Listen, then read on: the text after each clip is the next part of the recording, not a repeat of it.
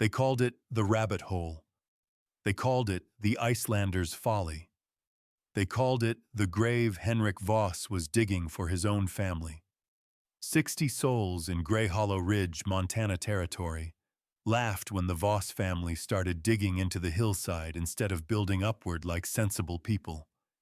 They placed bets on how quickly the whole thing would collapse. $47 changed hands on promises of failure. But on the night of January 20th, 1873, when the temperature plunged to 52 degrees below zero and the wind screamed down the valley at 70 miles per hour, those same people who had laughed found themselves climbing that ridge. They found themselves knocking on a door that led not to a house, but into the earth itself.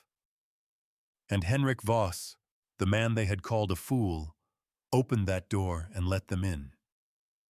This is the story of how a family who lost everything built the one thing that could save everyone.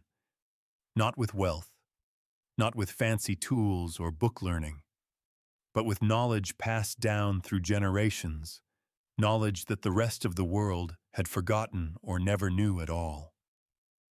It begins, as many such stories do, with a loss.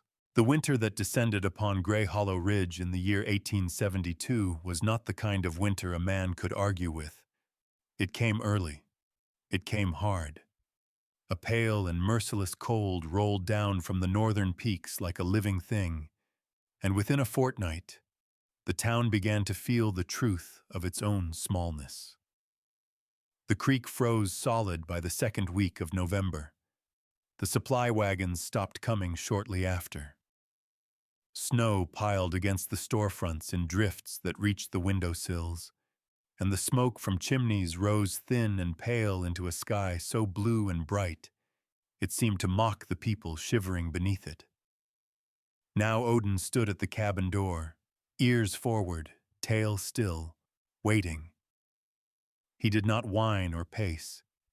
He simply waited, as though he understood exactly what was happening and what needed to be done. Henrik opened the door, and the cold struck him like a fist to the chest. His eyes watered immediately, and the tears froze on his cheeks before they could fall. He pulled his scarf up over his nose and mouth, took hold of the sled's rope, and stepped out into the white. They left the cabin behind without looking back. There was nothing there worth seeing anymore. The journey down the ridge should have taken 20 minutes. It took nearly 2 hours. The snow was knee-deep in places, waist-deep in others.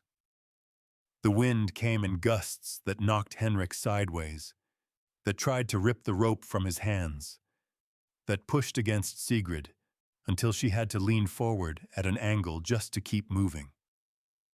The twins lay silent beneath their canvas covering, either asleep or too cold to speak, and Henrik could not decide which possibility frightened him more.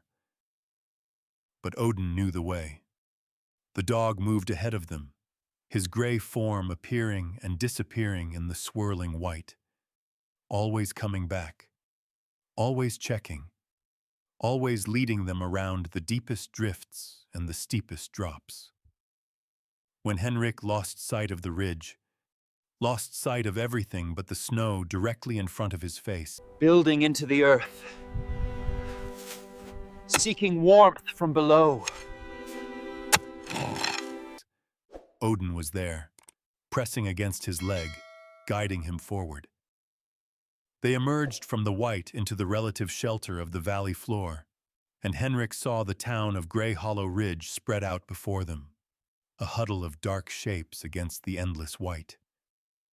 Smoke rose from a dozen chimneys, thin and pale. It was not much. A general store, a blacksmith, a mill that stood silent now, its wheel frozen in place. A handful of frame houses and a small white church, perhaps 60 souls in all, scattered along a single road that winter had turned to iron. There was a woman at the edge of town, Henrik knew, a widow who had shown kindness to Sigrid when they first arrived. Her name was Hazel Cotter. She kept a spare room and a warm stove, and she asked few questions of those who came to her door. It was to that door that Henrik and his family came, dragging their sled behind them, carrying their shame like a weight none of them could set down. Hazel Cotter was 67 years old. Her husband had frozen to death 12 winters past, caught in a blizzard while checking his trap lines, found 3 days later less than 100 yards from their cabin. She had lived alone ever since, but her loneliness had not made her hard. It had made her watchful. It had made her kind. She opened her door before Henrik could knock, as though she had been waiting, as though she had known they would come. She said nothing. She simply stepped aside and let them in. The warmth wrapped around Henrik like an embrace he had forgotten existed. For a moment he could not move, could not breathe, could only stand there in the doorway, feeling the heat wash over him.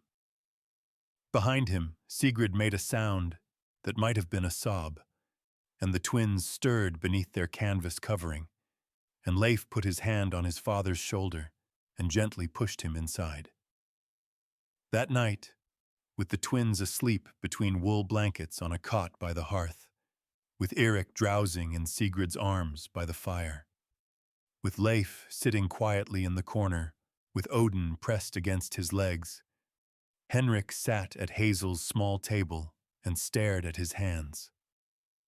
They were hands that knew timber and stone, hands that had swung a pickaxe in the sulfur mines of Iceland before he was old enough to shave, hands that had built a ship's deck and hauled rope and laid the foundation of a cabin in a strange land.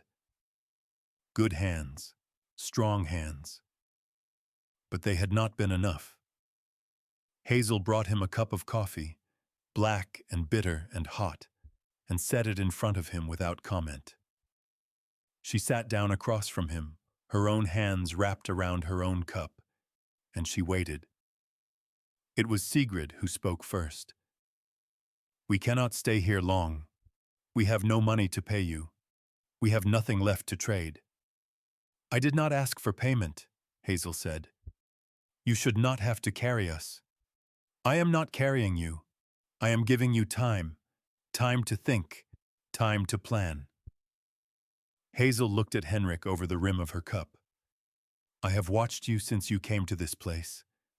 You are not a man who gives up easily, so do not give up now." Henrik said nothing. He was too tired to speak, too beaten down by the weight of what had happened to form words. But somewhere in the back of his mind, behind the exhaustion and the fear and the shame, something stirred. A memory, an image, a voice speaking words he had not thought of in years. His grandfather's voice, rough and low, speaking in the old language of their homeland. "The earth does not fight against those who know how to listen. It fights only against those who try to conquer it. Listen, and it will teach you. Fight, and it will win." Henrik looked down at his hands again, and this time he did not see failure. He saw possibility. Interaction pause number 1. Henrik Voss had lost everything, for the second time in his life. His cabin was gone.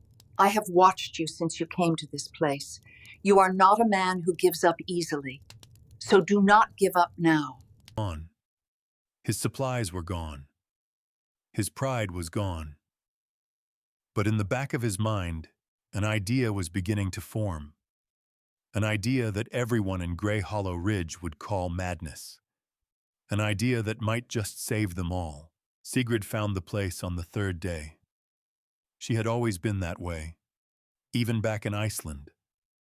A woman whose eye moved across a landscape not as a traveler's, but as a builder's, reading the land the way a carpenter reads a board for its grain.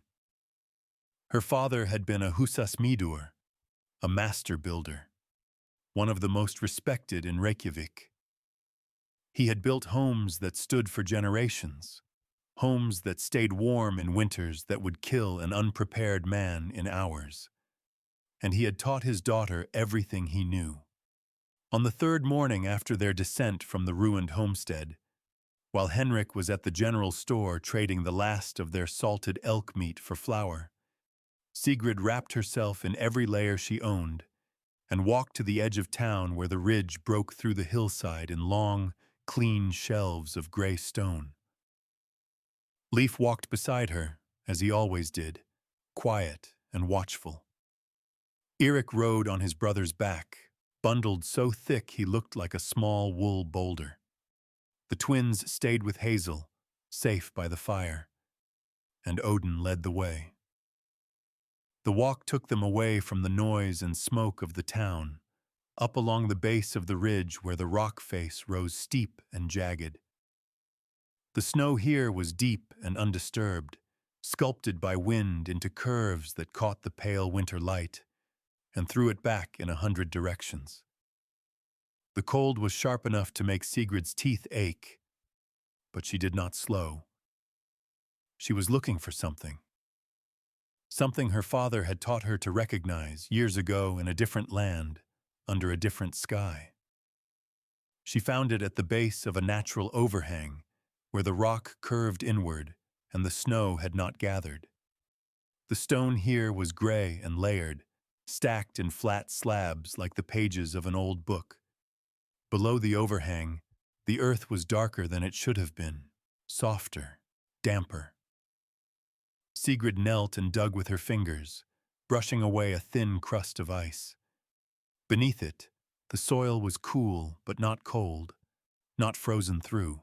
It felt like the floor of a root cellar in early spring, when the frost has retreated but summer has not yet arrived. She looked up at Leif, and something in her face made the boy go still. "Mother? Give me your hand." He knelt beside her and pressed his palm to the earth where she indicated. His eyes went wide. "It's warm," he said. "Not warm, but warmer than it should be. Warmer than the air. Warmer than the surface."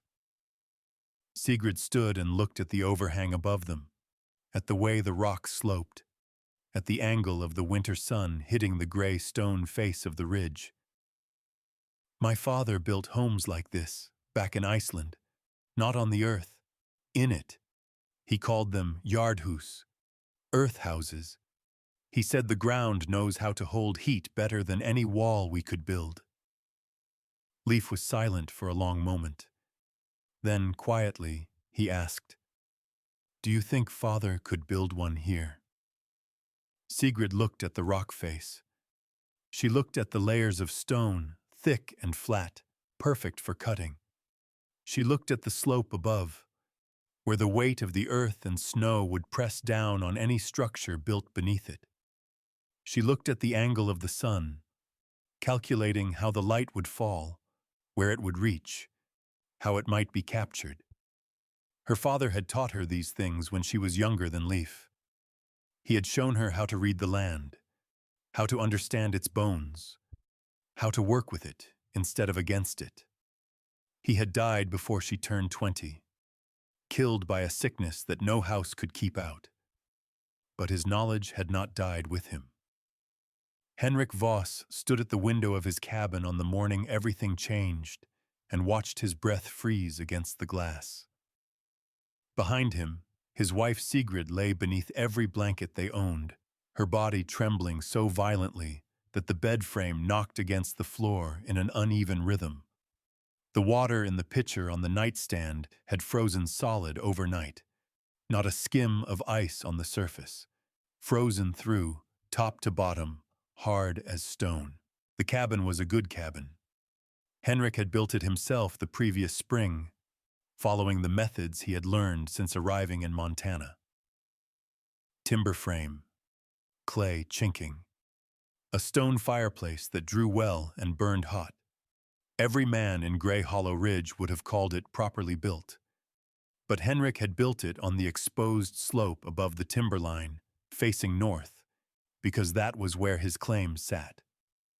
He had not understood then what he understood now, standing at that frozen window, watching his wife shake beneath inadequate blankets. He had built a cabin that the Montana winter could kill. The wind found every gap.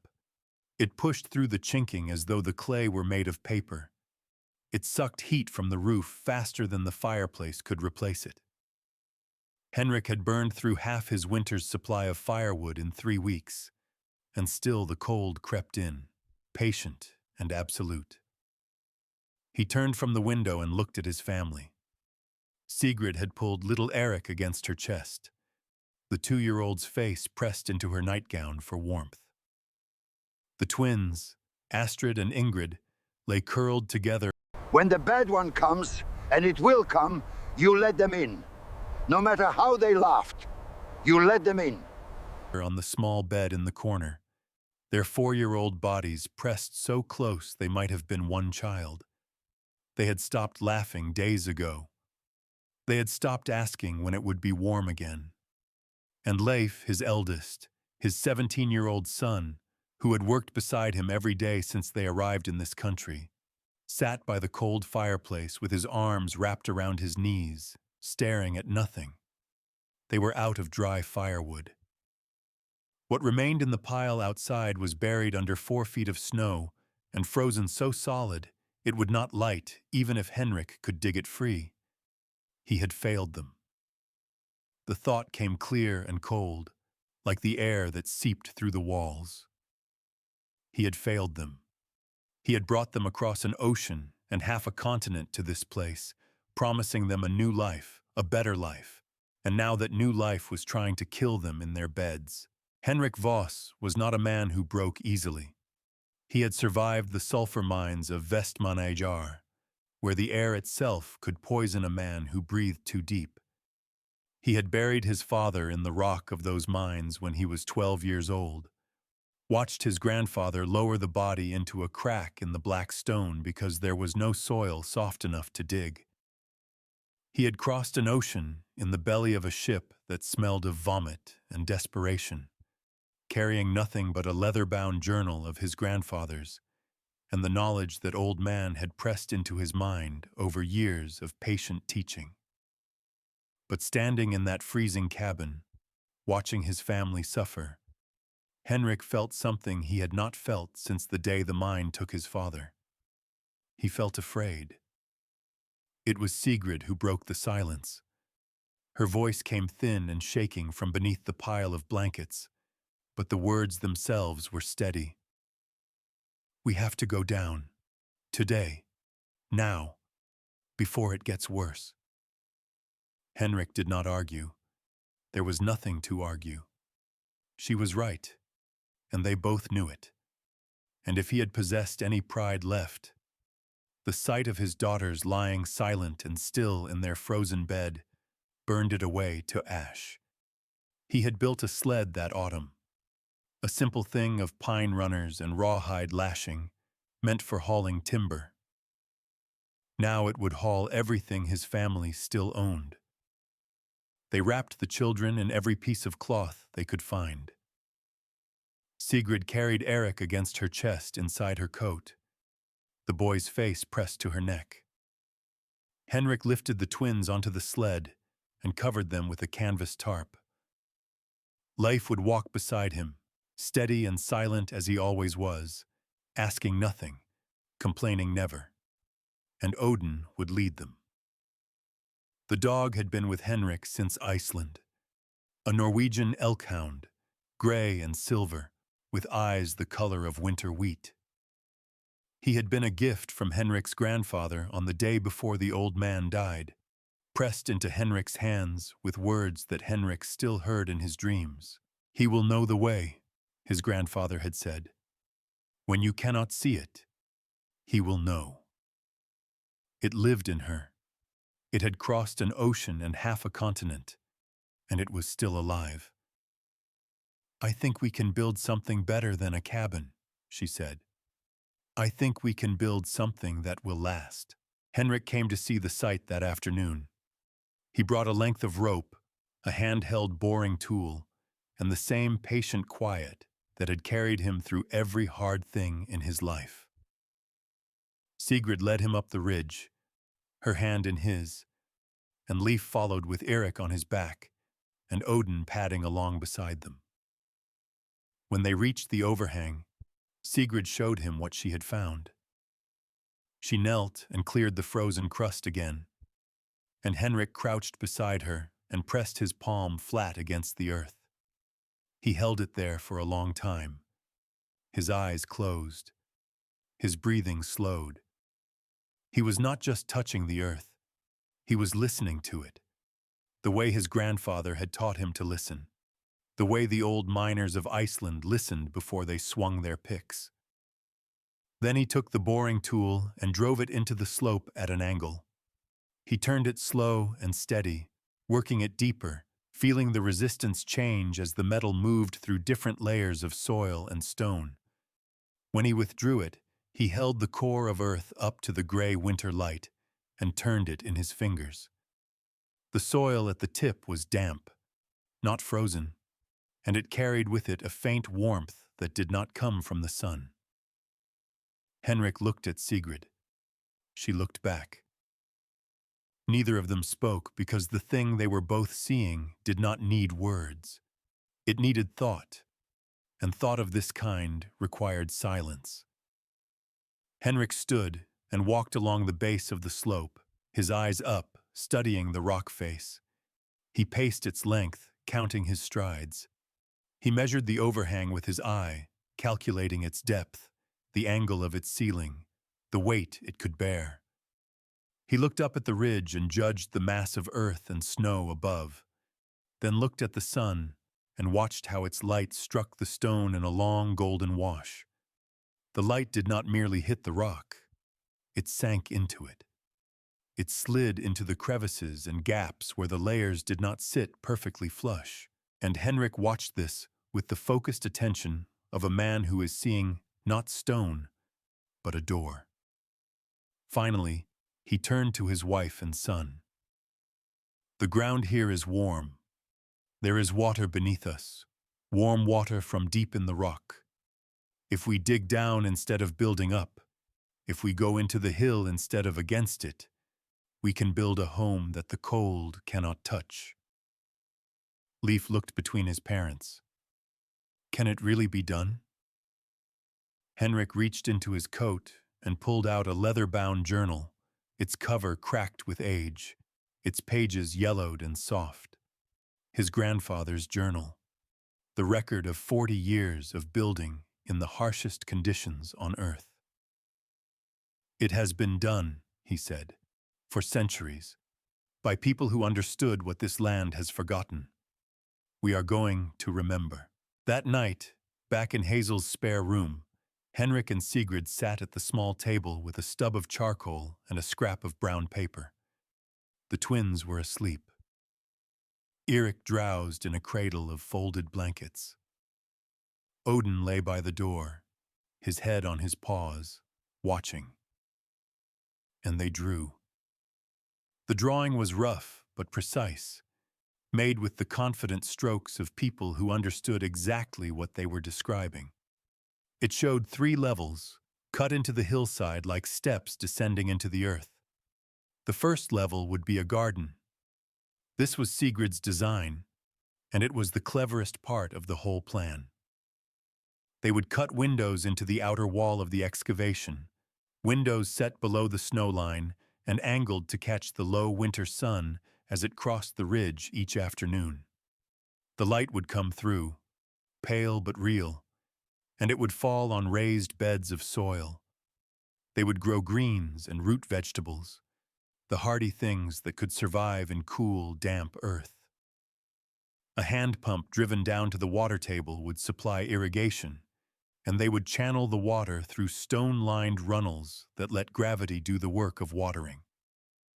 The second level, deeper and darker, would be the living quarters, a single room but well built, timber posts to support the ceiling. A small stove vented through a flue that would run up through the rock and emerge at the surface. Beds, a table, shelves for their goods. Enough space for a family of 5 to live with dignity, even if that dignity was modest.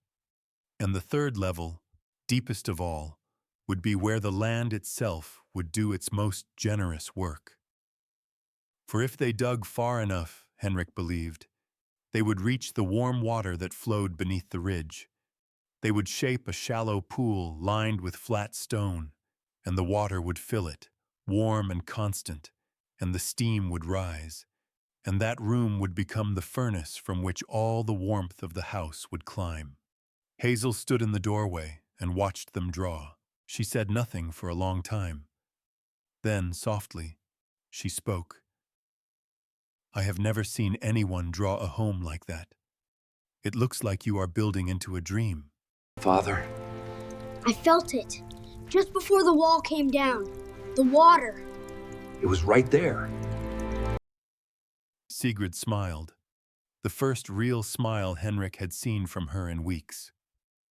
Not a dream, a memory of the place we came from, of the things our families knew before the new world taught them to forget.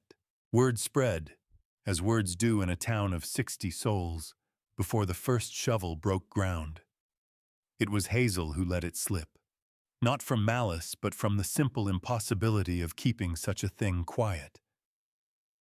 By the end of that first week, the whole of Grey Hollow Ridge knew that the Icelander and his wife intended to dig a home into the hillside like rabbits burrowing into a bank. The response was exactly what Henrik expected. The laughter began at the general store. Ezekiel Granger ran the store. He was 58 years old, had lived in Grey Hollow Ridge for 43 winters, and possessed an opinion on everything and the volume to deliver it. He was the first to say what most were thinking, and he said it loud enough for the whole room to hear. The Icelander has lost his mind along with his cabin. A man who digs into a hill in winter is a man who has given up on living above ground. I've seen 43 winters in this valley. You build up or you freeze. That's the way of it. Always has been. Always will be. Dwight Peel, the blacksmith, laughed at this. He was a broad and cheerful man, quick with a smile and quicker with a jest, and his laughter rang through the store like a bell. "Rabbit hole," he called out. "The man is building a rabbit hole." Others laughed with him. It was the kind of laughter that comes from people who do not understand a thing and have decided, rather than sit with that discomfort, to find it amusing instead. Within days, the whole town was calling it the rabbit hole. Some said it with a smile. Some said it with a shake of the head. Some said it with something closer to pity. A few of the women in town, not all of them unkind, pulled Sigrid aside when she came into the store for salt and lamp oil. Prudence Holloway was the first to speak. She was 48 years old, the wife of the wealthiest rancher in the valley, and she considered herself the social arbiter of Grey Hollow Ridge.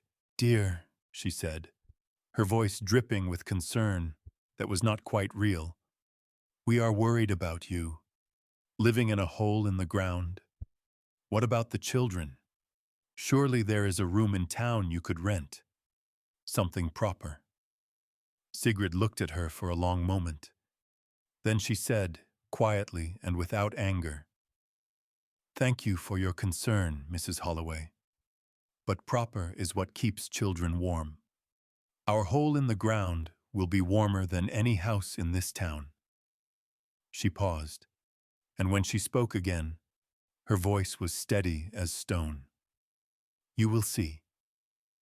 She bought her salt and her oil and carried them back up the ridge to where Henrik and Leif were already at work. She said nothing about what had been said in town because there was nothing to say.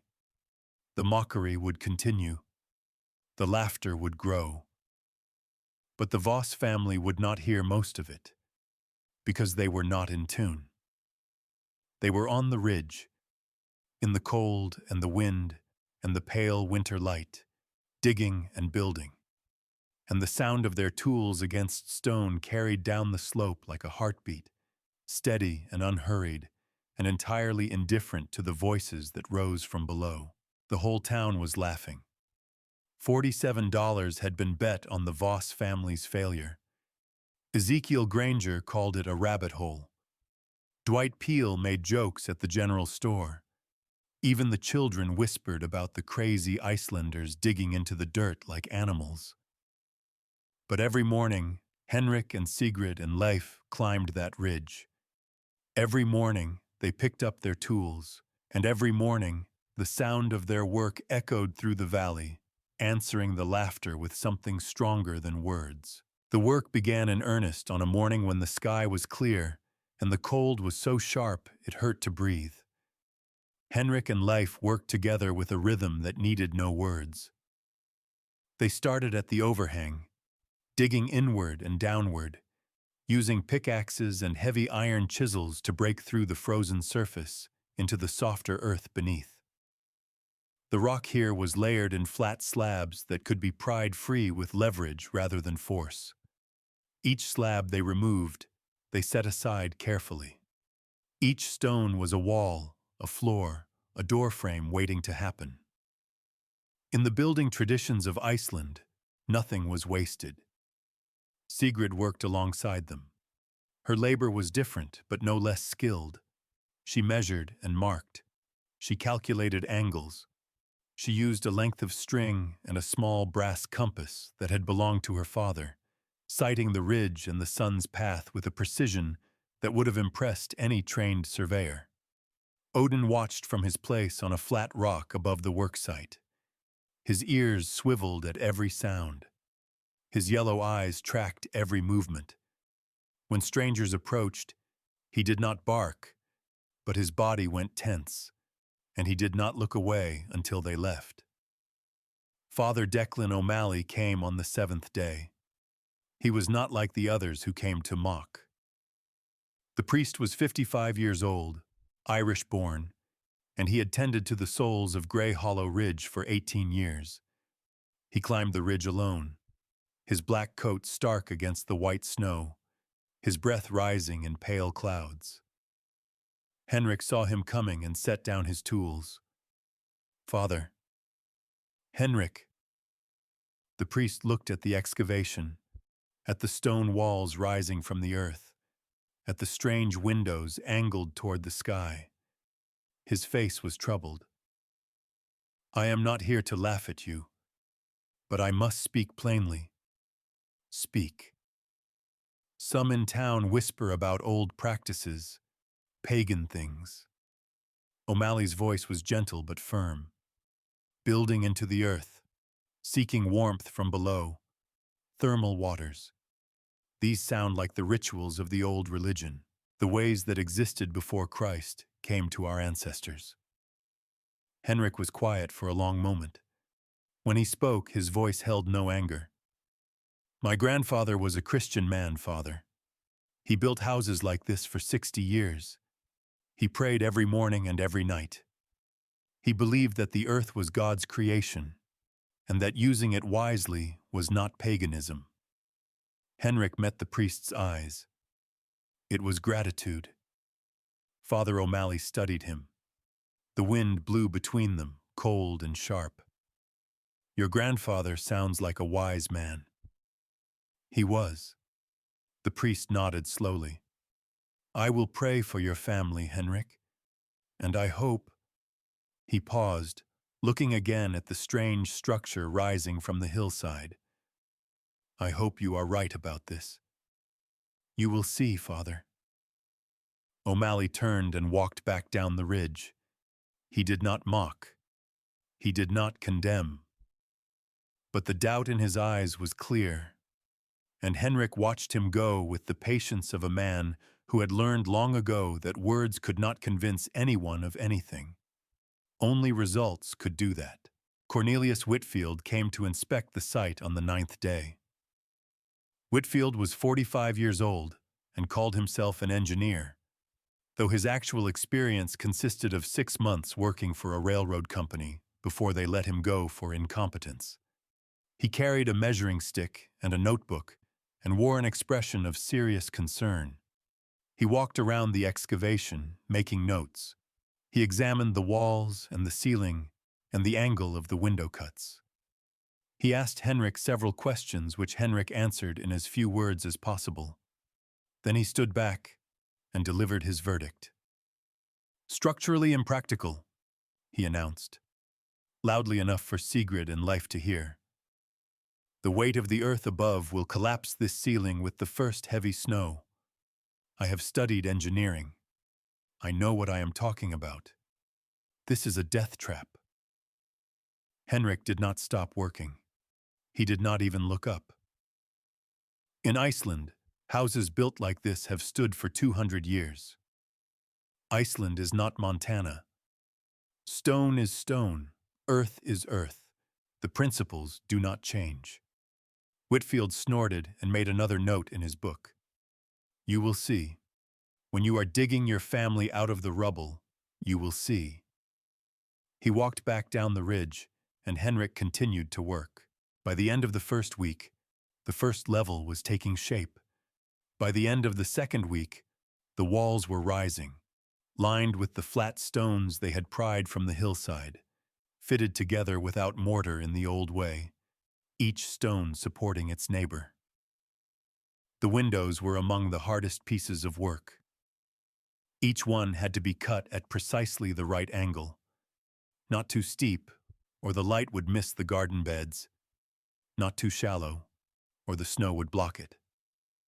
Leif carved the window wells by hand, chiseling the stone into smooth frames, and Henrik fitted panes of glass he had traded for at the general store.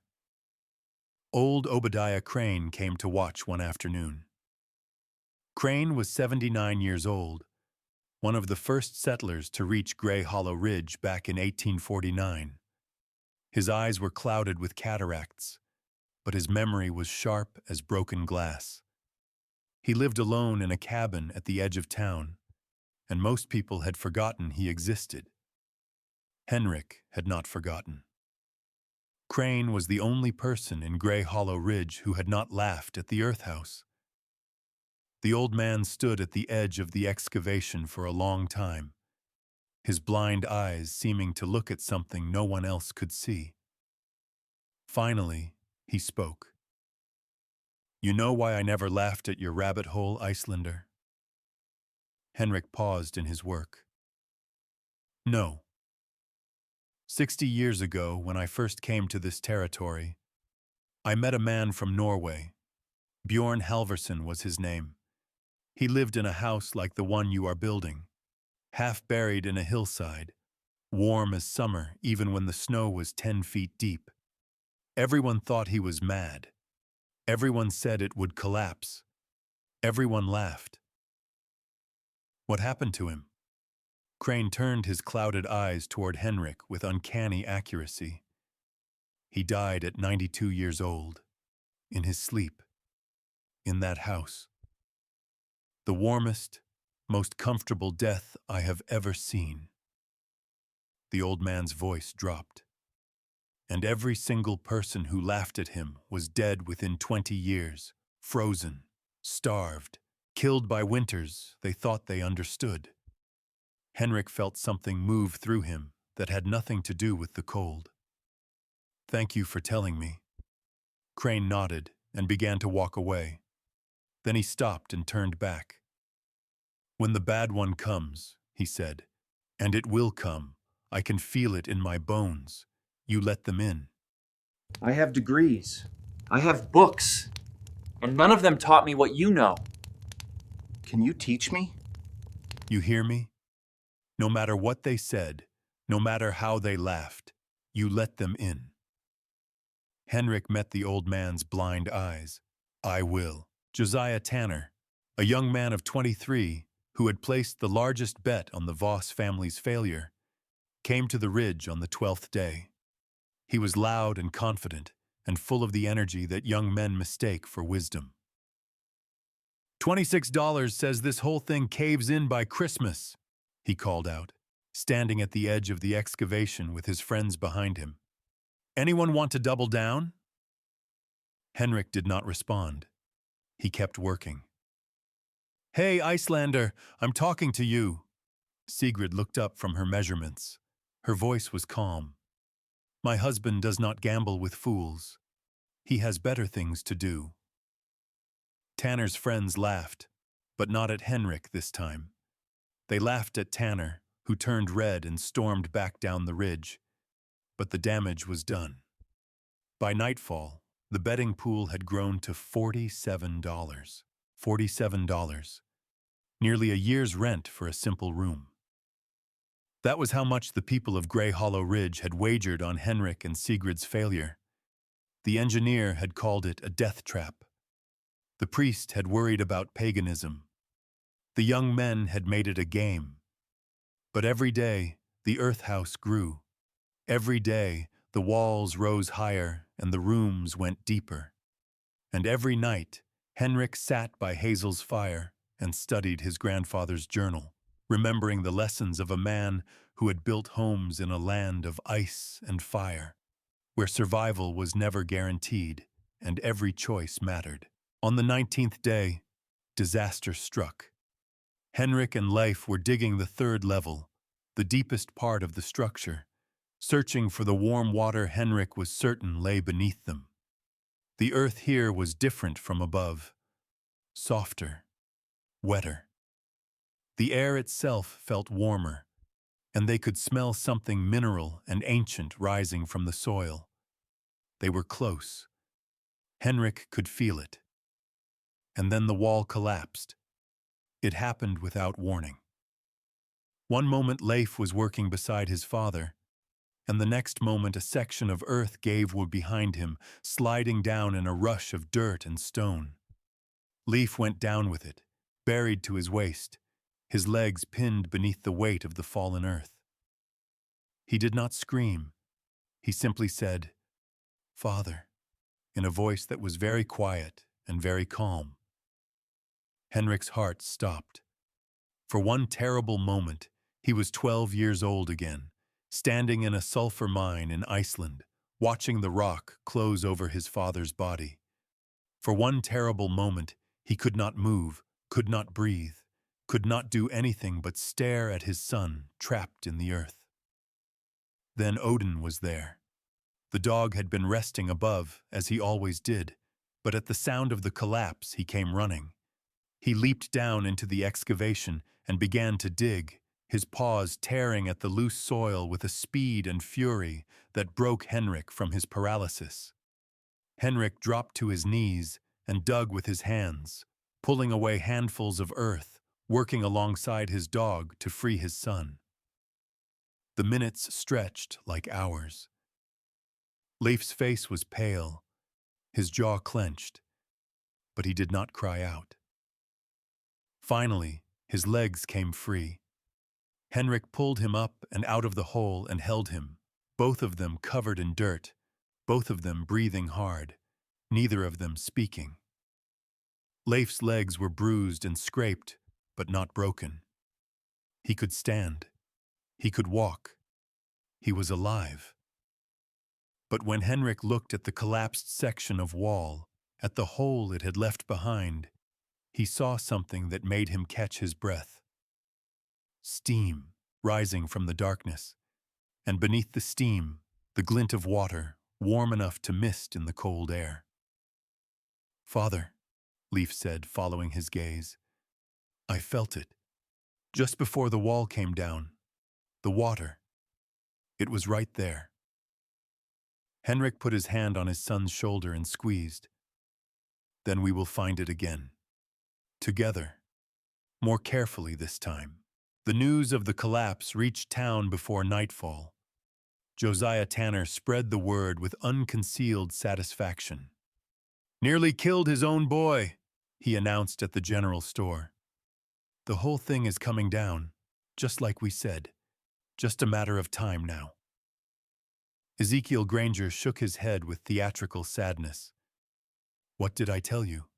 A grave. The man is building a grave." That night, in Hazel's spare room, Sigrid sat beside Leif's bed and wrapped his bruised legs with cloth soaked in warm water. The twins were asleep. Erik was quiet in his cradle. Henrik stood at the window, looking out at the darkness. Perhaps they are right, Sigrid said softly. Perhaps this is foolishness. Perhaps we should find another way. Henrik did not turn around. His voice, when he spoke, was rough with something that might have been grief and might have been determination. When the mine collapsed and took my father, everyone said we should stop digging. Seal the shaft. Move on. My grandfather said no. He went back into that mine, day after day, until he found my father's body. It was too late to save him. But grandfather brought him home, and then he spent the rest of his life teaching me to dig properly, to listen to the earth, to respect it. He turned to face his wife. I will not stop, but I will be more careful. From the bed, Leif spoke. His voice was tired but steady. Father, I felt the warm water. It was right there. I want to finish this. Henrik went to him and sat on the edge of the bed. He put his hand on his son's forehead, as he had done when Leif was a small child, and he looked into his son's eyes. Then we finish it together, the way grandfather taught us. They finished the third level 6 days later. Henrik reinforced every wall before he dug another inch. He drove timber supports into the earth and braced them with crossbeams. He worked slowly, listening to the soil, feeling for the signs of instability that his grandfather had taught him to recognize. And on the 23rd day of work, at a depth of 12 feet below the garden level, they found the water. It seeped through a crack in the bedrock, warm and constant, carrying the heat of the deep earth with it. When Henrik cupped his hand beneath the flow and brought it to his cheek, he closed his eyes and stood perfectly still.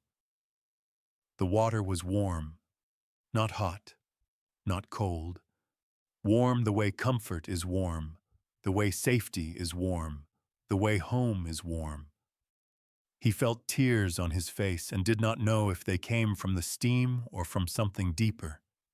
They lined the pool with flat stones, shaping it into a shallow basin 8 feet long and 6 feet wide. The water filled it of its own accord, rising slowly, steadily, until it lapped at the stone rim.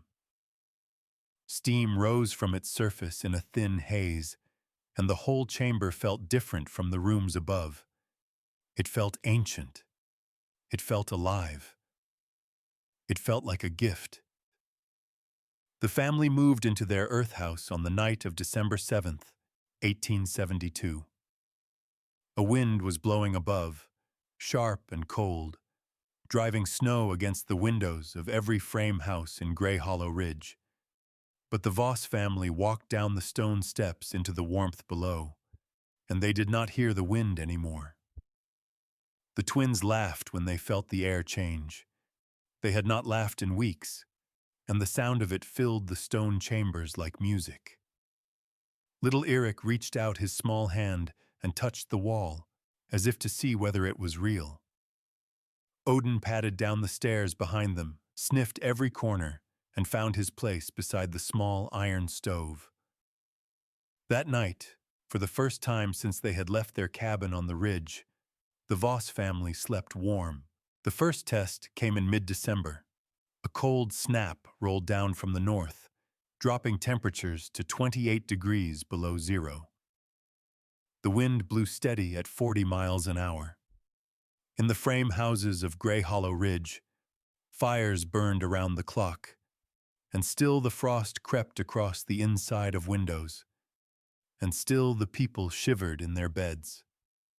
Henrik Voss worked in his underground garden wearing only a shirt. Dwight Peel came up the ridge to see for himself. He stood at the entrance to the earth house and stared at Henrik, who was adjusting the angle of one of the window frames to better catch the afternoon light. It's 28 below out here, Peel said. I know. You're in your shirt sleeves. I know. Peel was quiet for a long moment. Then he shook his head and walked back down the ridge, and he did not make jokes at the general store that night. But Ezekiel Granger was not convinced. "Wait for the real cold," he said, when Peel told him what he had seen. "This is nothing. Wait for January. Then we will see how warm his rabbit hole really is." January was coming, and it would bring something that none of them were prepared for. The earth house was finished. 26 days of labor, 468 hours of work, $11 in total cost. And while the town still laughed, while the bets still stood, while the engineer still called it a death trap, and the young men still made their jokes, the Voss family lived warm beneath the ridge. But the real test had not yet come. January was approaching, and with it, a storm that would change everything. The signs began on January 18th. Henrik noticed them first because his grandfather had taught him to notice them. The sky had a yellow tinge that had nothing to do with the sun. The air was utterly still, so quiet that Henrik could hear his own heartbeat. The pressure in his ears felt wrong, too heavy, like the world was pressing down on him. Odin refused to leave the earth house. He lay at the top of the stairs and would not move, his yellow eyes fixed on the entrance, his body tense. Henrik went to see old Obadiah Crane. The old man was sitting by his window when Henrik arrived, his blind eyes staring at nothing. "You feel it too," Crane said before Henrik could speak. "Yes. I know that sky, yellow like old bone, still as death. I have only seen it once before. 1861. 14 people died that winter. We called it the Winter of Blue Snow because that is what color the bodies turned." Henrik said nothing. "Get your family underground," Crane said. "Do not come up until it passes. And Henrik—" The old man reached out and gripped Henrik's arm with surprising strength. "When the others come begging, you let them in, no matter what they said, no matter how they laughed. You let them in. Promise me." Henrik looked at the hand on his arm, then at the old man's face. "I promise." He went home. He told Sigrid to take the children to the lowest level. He told Leif to check the food stores and the water supply. He sealed the entrance to the earth house with a wooden door he had built for exactly this purpose, fitted tight against the stone frame. And then he waited. The storm arrived on January 20th, 1873, at 4 o'clock in the afternoon. It did not come gradually. It came all at once like a door slamming shut. One moment the sky was yellow and still. The next moment, the wind was screaming. The sound was unlike anything Henrik had ever heard. It was not the howl of an ordinary winter wind. It was a roar, deep and constant and savage, like the voice of something ancient and angry. The temperature dropped so fast that Henrik, watching through the small window at the entrance to the earth house, saw the condensation on the glass freeze solid in less than a minute. The snow did not fall. It flew sideways, horizontal and dense, a white fury that reduced visibility to nothing. A man who stepped outside would be blind in seconds, disoriented in a minute, dead in 10. Henrik watched through the frost-covered glass as the world disappeared. In Grey Hollow Ridge, chaos erupted. The frame houses that had stood against ordinary winters proved utterly inadequate against this one. The wind found every crack, every gap, every weakness in their construction. It pushed through walls as though they were made of paper. It sucked heat from roofs faster than any fire could replace it. It killed fires themselves, reaching down chimneys and snuffing flames like a giant hand closing over candles. By midnight, the temperature inside Ezekiel Granger's house had dropped to 15 degrees.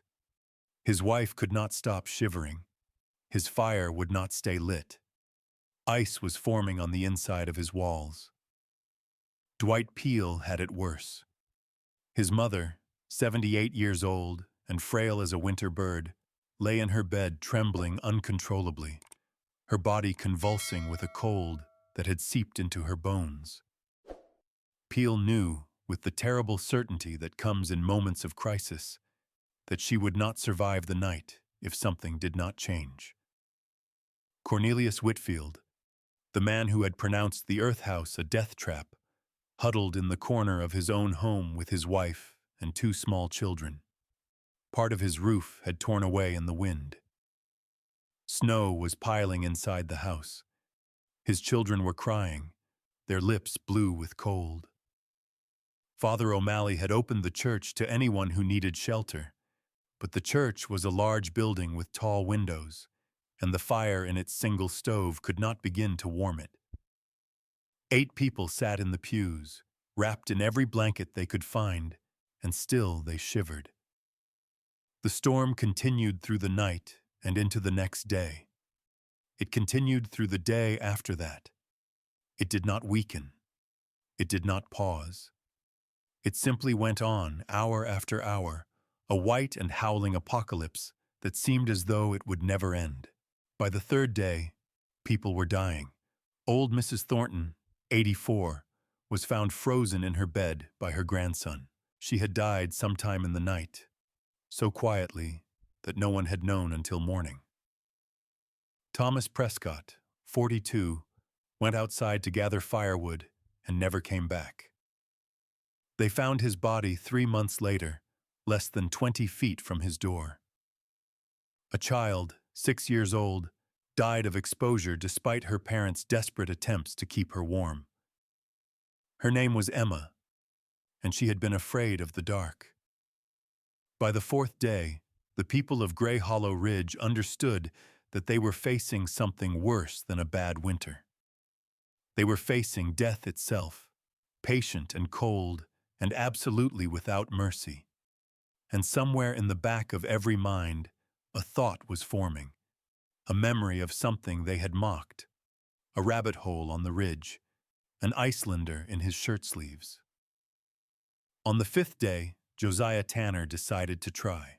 Tanner was young and strong, and he had been trapped in a small cabin a mile from town when the storm hit. He had burned all his firewood by the 3rd day. By the 5th day, he was burning furniture. He prayed for the first time in 10 years. He promised God things he had no intention of keeping. And then he wrapped himself in every piece of cloth he owned and stepped out into the white. The cold struck him instantly, stealing the breath from his lungs. He could not see. He could not feel his face within 30 seconds of stepping outside.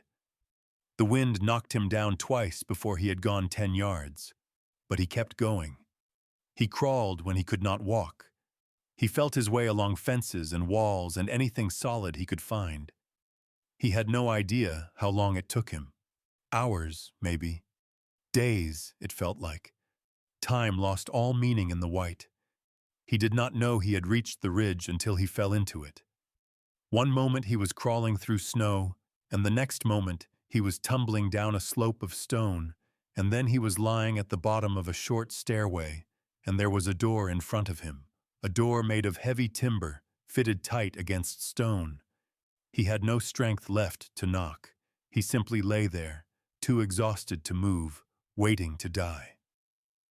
The door opened. Henrik Voss stood there, backlit by warm amber light, holding a lantern in his hand. He looked down at the young man lying in the snow, the young man who had bet $5 on his failure, the young man who had laughed loudest at the general store. Without a word, Henrik reached down, took Josiah Tanner by the arm, and pulled him inside. The warmth enveloped Josiah like an embrace he had forgotten existed. He gasped. He could not help it. The air inside the Earth House was so different from the air outside that it felt like stepping into a different world. It was warm, not just less cold. Warm. the kind of warmth that soaked into frozen bones and made them remember what it felt like to be alive. Sigrid was there with blankets. Leif was there with hot broth. The twins peeked out from behind their mother's skirts, their eyes wide with curiosity. Little Eric clapped his hands and laughed, and Odin came forward and sniffed at the stranger, then returned to his place by the stove, satisfied that this new person was not a threat. Josiah Tanner lay on the floor of the earth house and wept.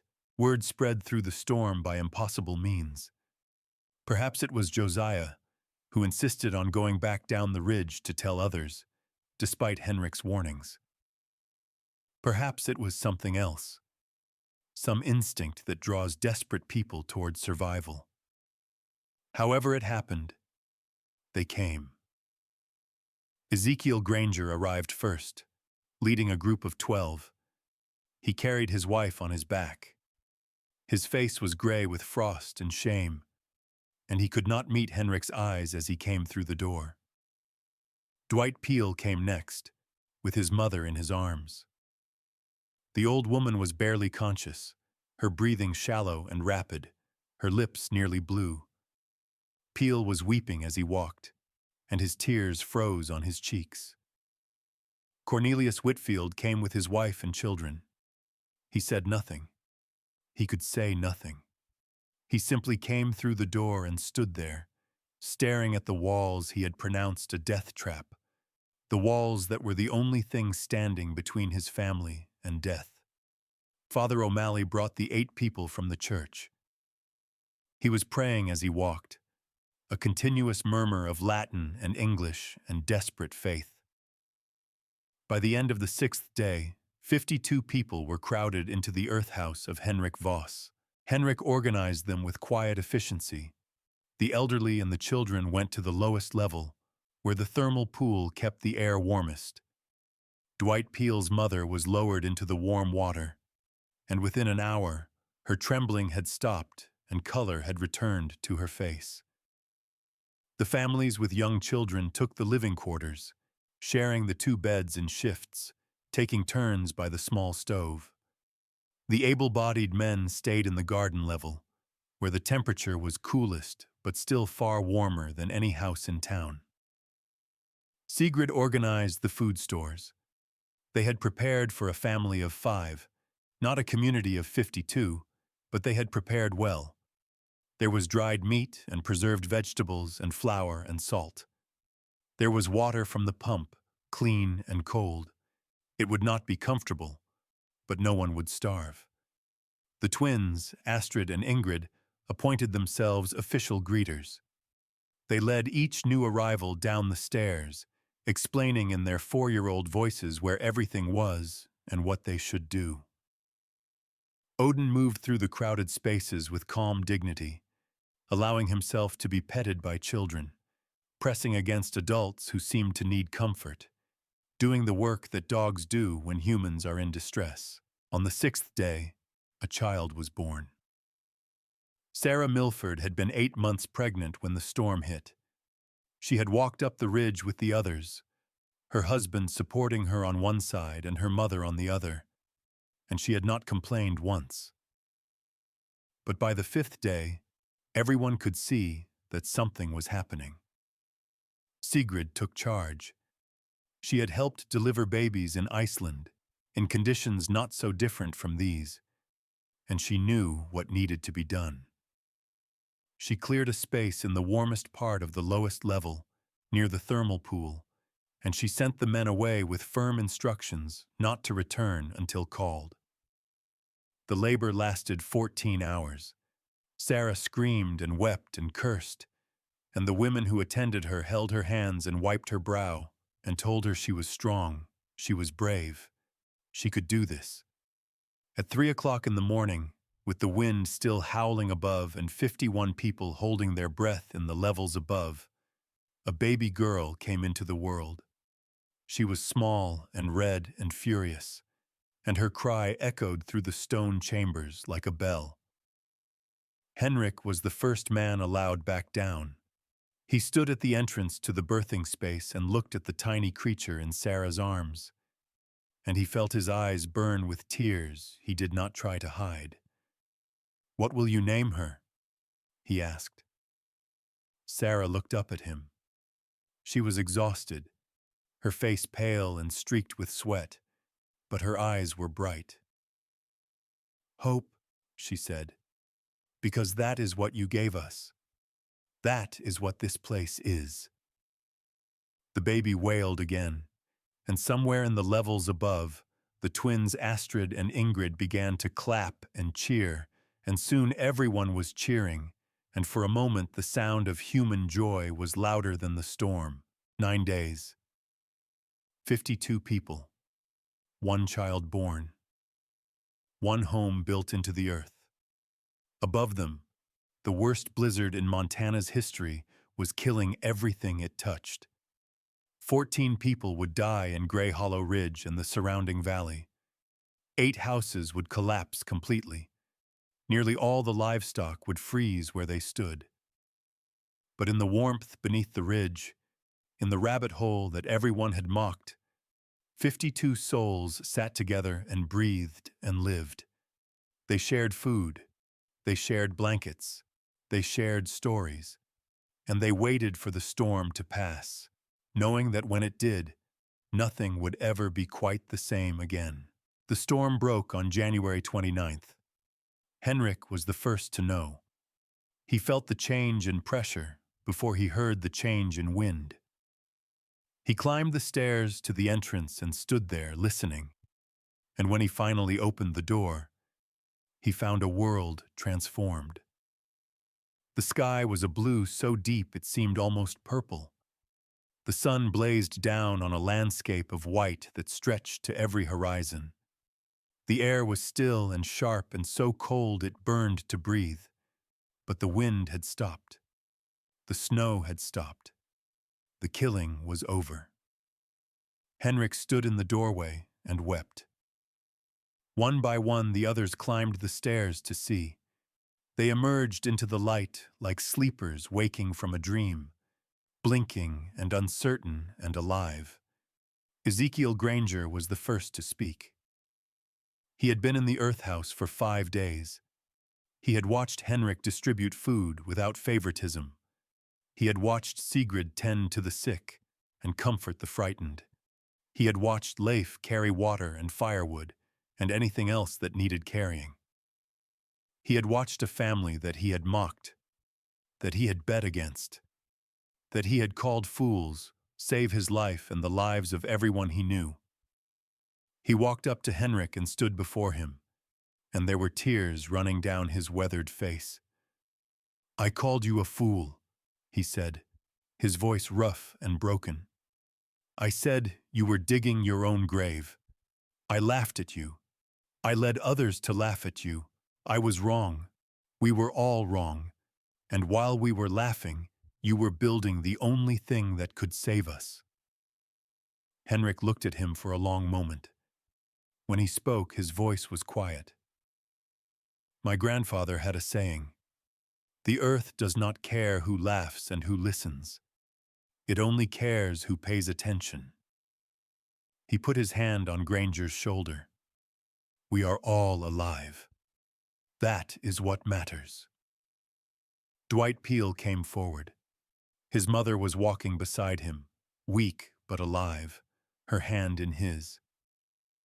"I owe you my mother's life. I do not have words for a debt like that, but if there is anything I can do, anything at all, you only have to ask."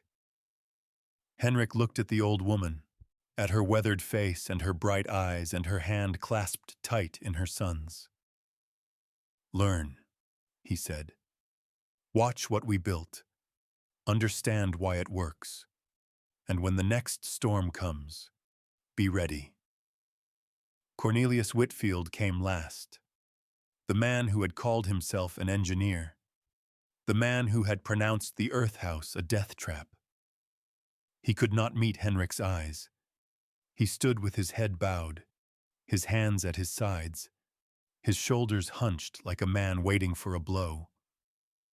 I have degrees, he said, his voice barely above a whisper. I have books. I have certificates. And none of them taught me what you know, what your grandfather knew, what your wife's father knew. He finally looked up. Can you teach me? Can you teach me to see what I have been blind to? Henrik studied him for a long time. Then he nodded slowly. I can try. But first you must forget everything you think you know. You must start again, like a child. You must learn to listen before you speak.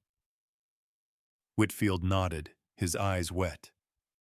I can do that. I will try. Josiah Tanner came to Henrik 3 days after the storm ended. He was carrying a leather pouch, and his face was red with something that might have been cold and might have been shame. Mr. Voss, I need to speak with you. Henrik set down the tool he was holding. Speak. Josiah held out the pouch. It clinked with the sound of coins. $47. This is the money we bet. The money we wagered on your failure. On your family dying. His voice cracked. I cannot keep it. None of us can. It feels like blood money now. Henrik looked at the pouch but did not take it. What do you want to do with it? I want... Josiah stopped. He swallowed hard. I want to learn. What you know, how you built this. I want to build something like this for my family someday, so that if another storm comes, they will be safe. He thrust the pouch forward again. Take it. Please, use it for whatever you need. Henrik was quiet for a long moment. Then he reached out and closed Josiah's fingers back around the pouch. Keep your money, but buy tools, good ones, a pickaxe, chisels, a level. Henrik's eyes met his. Come to me tomorrow morning before dawn. Bring the tools and be ready to work. Josiah stared at him.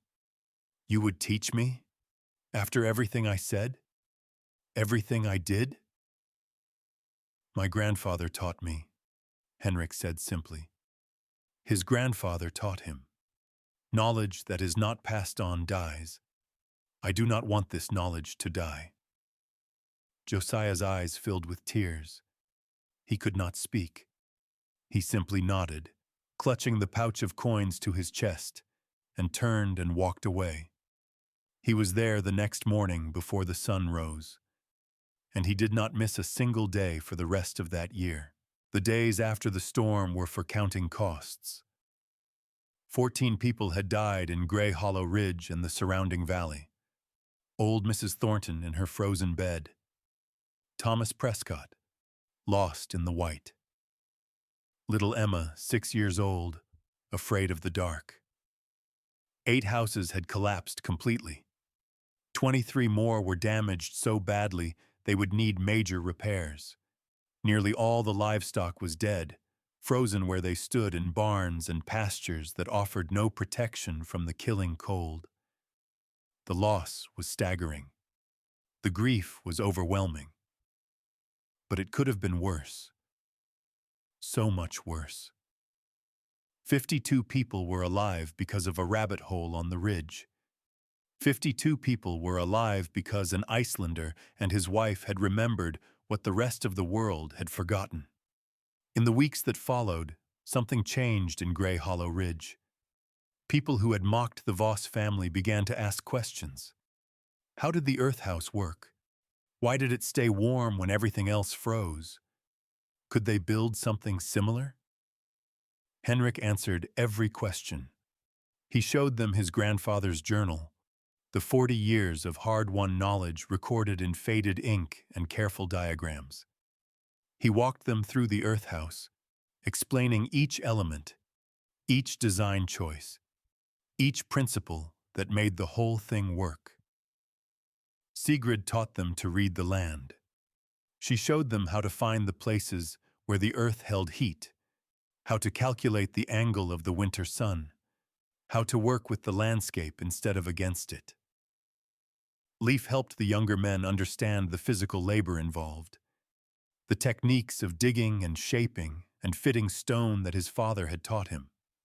And slowly, hesitantly, then with growing confidence, the people of Grey Hollow Ridge began to build. Spring came late that year, but it came. The snow melted, the creek thawed, the supply wagons started running again, and Henrik Voss stood on the ridge above the town and counted 7 new structures going up, all of them following the principles he had taught. Not all of them were earth houses. Not everyone wanted to live underground. But all of them used the knowledge that Henrik and Sigrid had shared. Thermal mass, proper orientation, respect for the land and its patterns. Baby Hope Milford thrived. She was a healthy, happy child who would grow up to tell her grandchildren about the storm she was born in, the stone chamber where she took her first breath, the warmth that had saved them all. Old Obadiah Crane lived another 3 years. He died in his sleep in the summer of 1876, and Henrik was one of the men who carried his coffin. At the grave, Henrik spoke. He told me to let them in, Henrik said. No matter what they said, no matter how they laughed. He told me, and I promised. He was the only one who never laughed. He was the only one who remembered. Father O'Malley offered a prayer, and the town buried a man who had seen the frontier change from wilderness to settlement, and who had never forgotten the lessons of those who came before. The years passed, as years do. Henrik Voss lived to be 72 years old. He died in his sleep, in the earth house he had built with his own hands, on a winter night so cold that the stars seemed frozen in the sky. He died warm. Sigrid outlived him by 8 years. She spent those years teaching, passing on everything she knew to anyone who wanted to learn. Her brass compass, the one that had belonged to her father, went to a young woman from Sweden who reminded Sigrid of herself. Leif Voss became an architect. He designed 47 earth-sheltered homes across Montana, each one adapted to its specific location, each one built to last for generations. He wrote a book called Building with the Earth, Lessons from Iceland, and it was still in print 100 years after his death. The twins, Astrid and Ingrid, grew up and married and had children of their own. They never forgot the 9 days they spent in the earth house, the adventure that had shaped their understanding of what home meant. Little Eric became a teacher. He taught in the one-room schoolhouse in Grey Hollow Ridge for 43 years, and he always made sure his students knew the story of the blizzard and the rabbit hole. And Odin, the Norwegian elk hound who had led a family through a blizzard and dug a boy free from a collapsed wall, lived to the remarkable age of 18. He died in 1884, sleeping by the stove in the earth house, dreaming whatever dreams old dogs dream. They buried him beside the entrance, under a flat stone that Henrik had carved himself. The stone read simply, Odin. He knew the way home. 91 years after Henrik Voss dug his rabbit hole into the Montana Ridge, a team of researchers from Montana State University came to study what remained. They expected to find ruins. They found a structure that was still intact, still sound, still warm. They measured the temperature inside and found it held steady at 54 degrees, year-round, regardless of the weather above. They studied Henrik's construction techniques and found that they anticipated modern passive solar design by almost a century. They analyzed the thermal properties of the stone and discovered principles that modern engineers were only beginning to understand. And when they examined the walls of the lowest chamber, they found something that made them catch their breath. a series of notches carved into the stone, temperature readings, recorded every day for 6 winters, in Henrik's own hand. A record of knowledge, waiting to be rediscovered, waiting to teach again. Professor James Whitfield led the research team. He was a descendant of Cornelius Whitfield, the man who had called the Earth House a death trap all those years ago. My great-grandfather called Henrik Voss a fool, Professor Whitfield wrote in the introduction to his research paper. I have spent my professional life studying what Voss built. The only fool in that story was my ancestor. The Earth House anticipated principles of passive solar design, thermal mass construction, and geothermal heating that we are only now beginning to fully understand. Henrik Voss was not a fool. He was a visionary who remembered what the rest of us had forgotten. Today, the Voss Earth House is a Montana State historical landmark. 3,000 people visit it every year. They walk down the stone stairs that Henrik and Leif carved by hand. They stand in the garden where Sigrid grew vegetables through the coldest winters. They dip their hands in the thermal pool and feel the warmth that saved 52 lives. There is a plaque at the entrance. It was placed there in 1963, when the Historical Society recognized the significance of what Henrik had built. The plaque reads, "Here, in 1872, Henrik and Sigrid Voss sheltered 52 souls during the Great Blizzard. They built not against the earth, but with it. And the earth remembered." There are some lessons that the modern world keeps having to relearn. That the old ways were not always foolish. That the people who came before us were not always ignorant. That sometimes the smartest thing we can do is listen to the voices of those who lived closer to the earth, who understood its patterns, who knew its secrets. Henrik Voss did not invent anything new. He simply remembered what others had forgotten. He listened when others laughed. He built when others doubted. And when the storm came, he opened his door. That is the whole of his legacy. That is the whole of his story. Not the structure, not the techniques, not even the lives he saved. Just this, when people were cold and afraid and dying, a man opened his door and let them in. The earth remembers those who work with it. The earth remembers those who listen.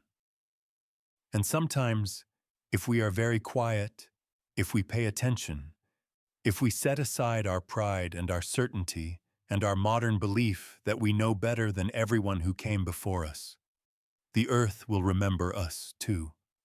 There is warmth beneath the ridge. There has always been warmth beneath the ridge. We just have to know where to look. If this story has touched you, share it with someone who needs to hear it. And remember, sometimes the people the world calls foolish are the ones who see what the rest of us cannot. The end. Sometimes the people the world calls foolish are simply the ones brave enough to listen first. Henrik Voss didn't win by strength or luck. He won by respect. For the land, for old knowledge, and for human life. When the storm erased pride and comfort, his rabbit hole became a doorway back to community. Build with the earth, not against it. And when others come in the dark, open the door